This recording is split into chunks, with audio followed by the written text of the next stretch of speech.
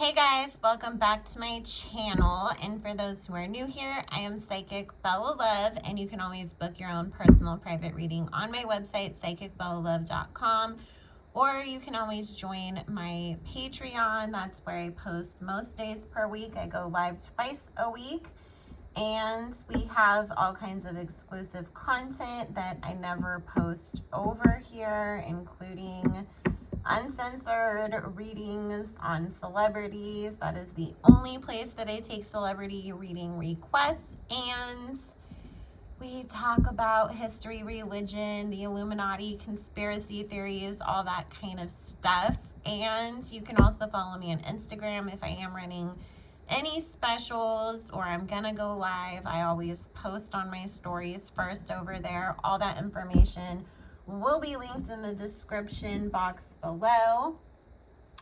So I haven't done any public readings on any of the royals in quite a while, so I figured with the news that apparently good old Charlie kicked Meghan and Harry out of Frogmore, and then reportedly they're gonna put Andrew there.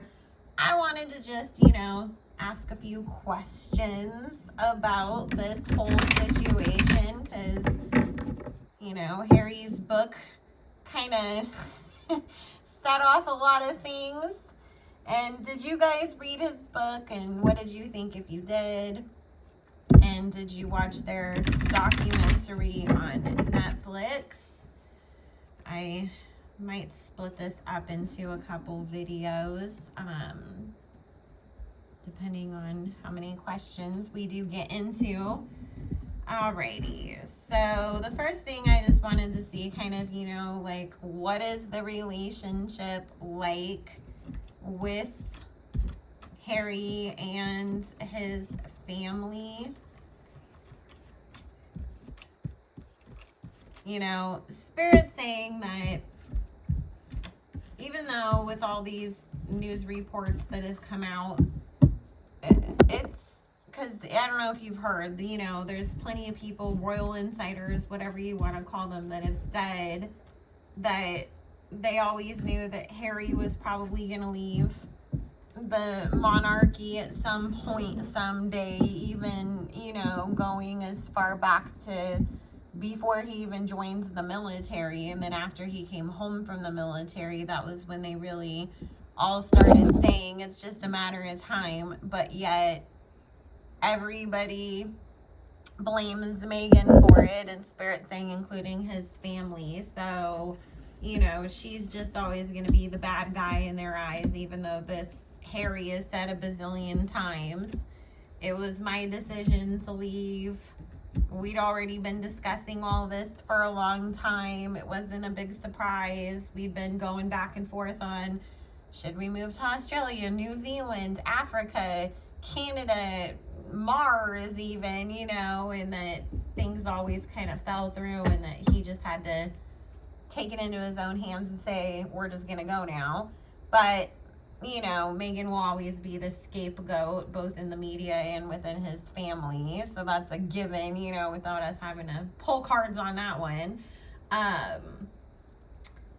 Wow. So his dad definitely feels like, this is the thing. It's like Charles was hopeful that at some point, because, and this is what, if you do listen to any of the royal reports, they say that especially as Charles has gotten older, he's really become a big softy, and that he kind of always did let the kids get away with a lot of stuff. Like, I heard some report that basically they were saying that, if Harry and William had not been the children of the monarch, that somebody would have called CPS, basically, like after Diana had passed, because Charles was always off with Camilla, and he wasn't, super duper involved with the kids. He kind of just left nannies to take care of them, and then as they got older, they all just sort of, as teenagers and everything, he just kind of let them run wild, and they were always out partying or having people over to his house to party, and he wasn't there keeping an eye on them. And so they've said he's always kind of been that way with the kids, and that he's just gotten to be a big softie over the years, and that it's really like William who puts the battery in his back, William and Camilla. You have to do this, you have to do that, you need to tell Harry this, you need to step in and stop them from that. And so Spirit's saying that Charles was, really hoping that, like, this would blow over, and that at some point, even though he didn't think, I can get Harry to come back, because every offer and things that he'd tried to do, or that the Queen had tried to do, hadn't worked. But it was more, at least maybe we can come to some sort of peaceful coexistence. And then the documentary came out and the book, and so Charles saw that as this tower card moment for him. Like, I finally get the job I've been waiting my entire life for, to be king, and now my kid is basically, kind of telling the world, like, we're not a great family. I'm not the best dad. I screwed up a bunch. I'm super concerned about me and Camilla coming off great in public, and I would let my kids play the scapegoat for that in order to make us look better, which Spirit is confirming is the truth. Harry wasn't lying about that. And so now Charles feels like the only way for him to sort of make up for some of the things that were exposed that made him look somewhat bad is to kind of be that hard ass and, okay, fine, I'll take away Frogmore. And Spirit's saying it's really because there's been so much public outcry. He needs to take their titles away. He needs to do this. He needs to do that. And he still doesn't want to go as far as removing their titles. He feels like if he does that, Harry will never forgive him. And so it's more, okay, maybe if I take the house away, then that's something to show the public that I did put my foot down, but maybe it won't be as bad as taking the titles away, and Harry won't, there's still room for forgiveness at some point. Now, as far as William's concerned, he's kind of just washed his hands of Harry, and he doesn't have any hope for reconciliation. He's completely 100% blaming Meghan for this. My brother's brainwashed. This evil woman swept in and destroyed our family and took my brother away, and he's become a traitor, and he's trying to turn the world against us. And there's no room in William's mind to take into consideration, does anything that Harry has to say have any truth to it? Do I play any part in this? And what can I do to try to redeem myself, or try to just listen to him and see, like, what can we do to fix this? Can we find a common ground? And Spirit's saying, a lot of this is because William obviously has his sights set on the throne and being the king someday, and he feels like Harry is, gonna try to smear his name. And because if you guys have paid much attention to, again, the monarchy and the royal family and all that stuff, for so long people wanted the Queen to just skip over Charles and give the crown straight to William. And everybody was always, he's gonna be the best king ever, and he looks like Diana, so he's gonna be just like his mom. And so I feel like, when people would say that in their minds, it was almost like Diana didn't get her chance to be queen, and so therefore by letting William be king, we also get to have Diana back in a sense, and let her sit on the throne in a sense. And so It went to William's head. He's always loved the amount of popularity that he's had.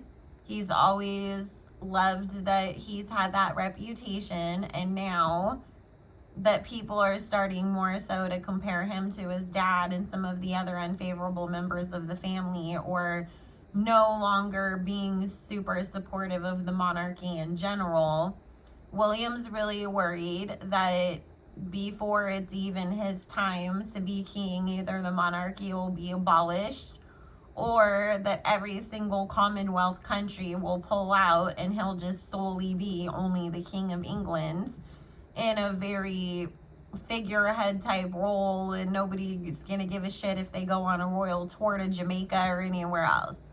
And especially if you see like that royal tour that they did do to Jamaica did not go well, and he's blaming that on everything that Harry and Meghan have said, instead of understanding that there is a global movement against colonization altogether. And, you know, there's many parts of Africa that have never been ruled over by the British, but they've had strong influences of France, Switzerland, Sweden, you know, other countries, and they have kicked some of those people out, and they've been talking about, you know, how do we get away from the French rule? How do we get the French out of here? So it's not just them, and it's not just because of what Harry and Meghan said that made people start to feel this way, especially in the Caribbean, but it's definitely, you know, maybe made those feelings a bit more heightened.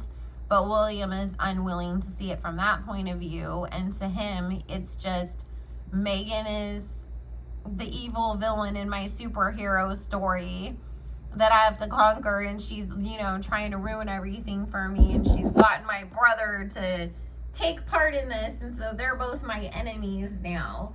So let's see, how does Harry feel about things?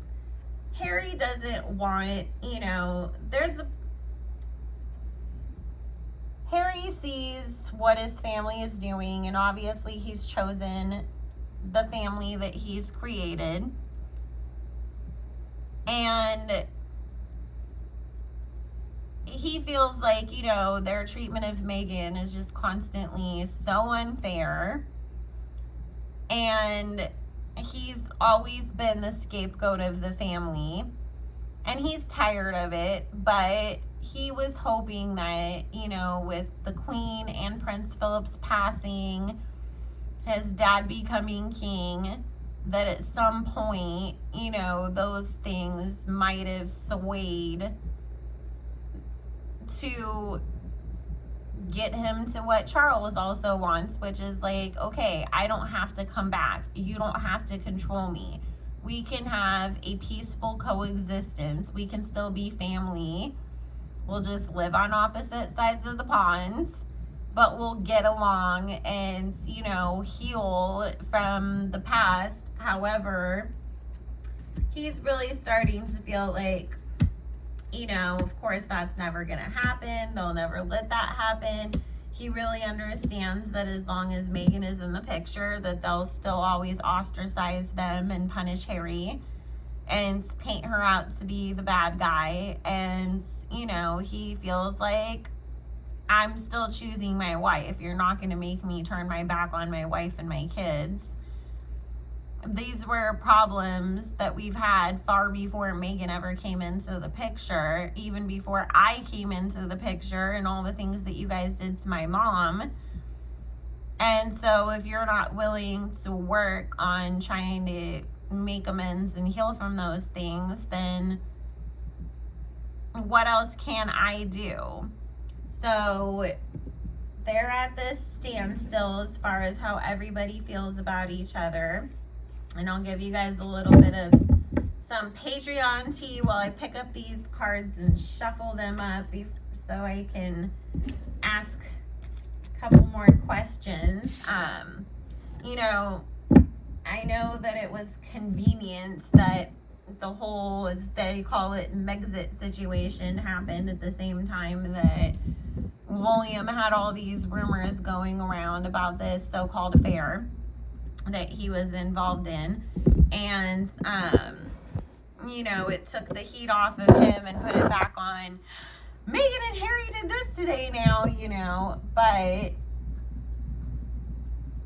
when Harry and Meghan have said, you know, both in the Oprah interview, in the book, in, you know, the Netflix documentary, that it was a convenient distraction because there were certain family members that had stories that were unfavorable and situations, you know, being spoken about, and it took the heat off of them and all the focus got turned on them. Just remember that the whole Andrew Epstein connection situation was also taking place during that time. And how much did we really hear too much about Andrew's involvement in all of those things? Very little. And any time that he does start to get spoken about in the context of all of that, with people wanting to see the little black book or the flight logs, or Ghislaine did some, you know, jailhouse interview and she said that Andrew supposedly wasn't involved. Even when his name gets mentioned as in Andrew didn't do anything, he was a good person, all of a sudden there is a flurry of stories that get put out about Harry and Meghan all over again. And it's literally the dumbest things, like, oh my God, Harry was seen out wearing socks that didn't match his pants. Meghan doesn't take care of him. She's not a good wife. Instead of being like, maybe Harry was just in a rush to get out of the house, you know, or they start bringing up old crap. Oh, does everybody remember 3 years ago when Meghan wore a white dress and Kate wore purple, and that was a slight against Kate because she was mad at her that day? Like, what? So, like I said, yes, William benefited from it, but it was also Andrew. And, you know, there was also some things that were coming out about Charles having relationships with, you know, people, rulers from different Arab countries that had some controversy around them, and then some charitable donations that were fishy, and everybody had some kind of negative stuff that was going on about them that got very glossed over, and they focused on all of these other things about Harry and Meghan that really, it's family drama, and none of it has anything to do with affecting anybody else's lives outside of their families. When you really break it down and think about it, it didn't have anything to do with global citizens, the way that, you know, Charles hanging out with the Prince of Saudi Arabia and collecting donations from, you know, people who are known for trafficking or other things, or came anywhere near the awfulness of Maxwell Epstein Andrew stuff. So, which, if you want to know more details about all those situations, you can go to my Patreon. Patreon.com/PsychicBellaLove, or link in the description box. Once again, that is the only place where I take requests for celebrity readings at the appropriate tier. If you are joining, make sure you read through the tiers, because there is a tier level that's just archived content only. If you want to join to just catch up because there is thousands of posts in there, or to see if it's something that you want to do but it doesn't have access to any of the new content or any of my lives, but we have a really fun time in there. So I'm just asking, will we see, you know, them make amends with each other? Is this family going to try to make up with Harry, even if they don't? Because I don't feel like they'll ever accept Meghan again. But at least, you know, be somewhat nice to her to her face, even if it is two-faced. Let's see. And do you guys still like Harry and Meghan? Are you still on their side? Have you changed your mind with everything that's come out, you know, from the documentary and the books? Because I know, according to polls, supposedly they're less popular than Prince Andrew in America now. So, let me know how you guys feel about them. Alrighty.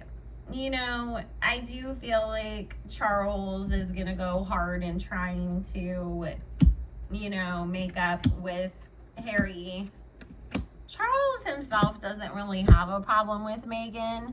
It's Camilla, it's Kate, it's William, you know, and again, he's so easily swayed by all of them. But I do feel like, you know, it's one of those things where it's going to be like, can you just be nice to her so I can have my son back in my life, please? And really trying to get them to at least be cordial with her.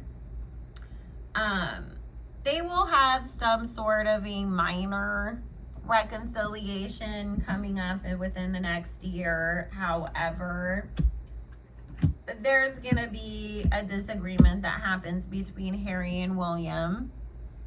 And then Spirit is saying there's going to be another William cheating scandal that resurfaces, and William will stick his dog, so to speak, aka the British media, to put out all kinds of stories about Harry and Meghan to deflect from this again. And Harry's going to get very angry about it because he's used to the game by now. He sees the pattern. He knows how that works. And I do feel like there is somebody that's going to be on the inside that tells him, gives him a heads up, hey, there's some stuff that's coming out about your brother. Be ready because, you know, there's people writing stories about you and Meghan right now. And Harry's going to go to his dad. His dad's not going to want to intervene, and that's going to break that relationship down again. You know, I don't feel like Harry and his dad are going to have like a screaming match or anything. It's just more, I just see where we're at with things. I'm not going to stop talking to you forever because you're my dad. But at the same time, I'm not trusting you. I'm not having the closest of relationships with you. So, and the other sad thing is the Spirit saying all of this, on the one hand, Harry feels like I am redeeming my mom.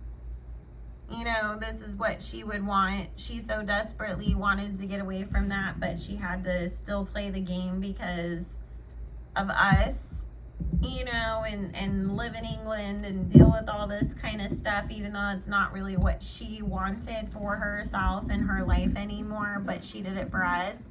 I was able to break away. But, you know, it's obviously he feels like I don't have a family anymore, and it makes him really miss his mom even more. Because it's like if my mom was alive, she would be on our side, or she would at least be able to talk some sense into my brother. And therefore, you know, maybe William would want to get along with me at least, or been more open to try to, because my mom would have been a great mediator in this situation, and I don't have her.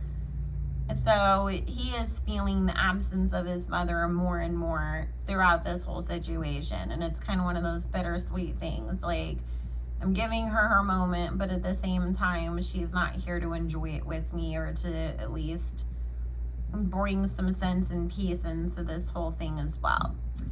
So I am going to end that here, and then I'll come back and do a quickie read on Kate and William's relationships and Harry and Meghan's.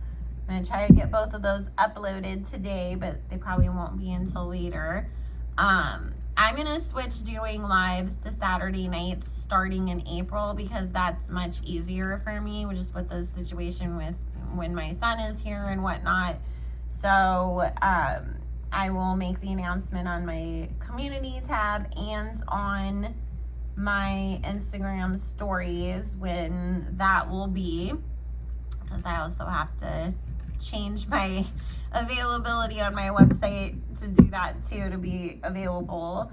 But in the meantime, if you have not already, give this video a like. Make sure you are subscribed and let me know how you feel about all this situation. I love you guys, and I hope everybody is having a good one, and I will talk to y'all later. Bye.